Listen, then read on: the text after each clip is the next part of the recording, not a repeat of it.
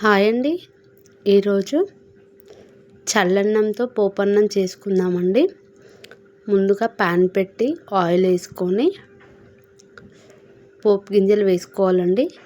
తర్వాత పల్లీలు, కొంచెం శనగపప్పు వేసుకొని కలుపుకోవాలండి.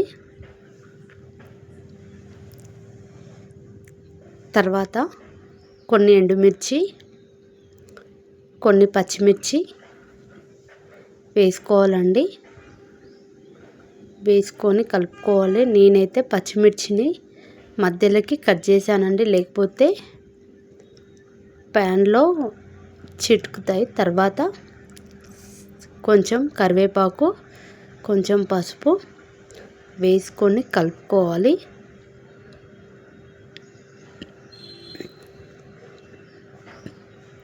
తర్వాత నేను అన్నంను మొత్తం కలిపిన అండి. అన్నంను తీసి ప్యాన్లో వేసుకోవాలి. కొంచెం కొంచెం వేసుకొని కలిసేలాగా కలుపుకోవాలి.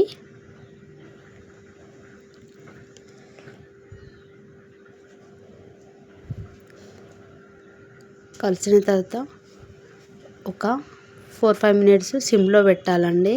అన్నం వేడెక్కుతుంది.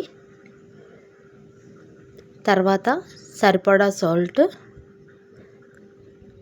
వేసుకోవాలి. తర్వాత 2 నిమ్మకాయలండి, అంటే ఒకటే నిమ్మకాయ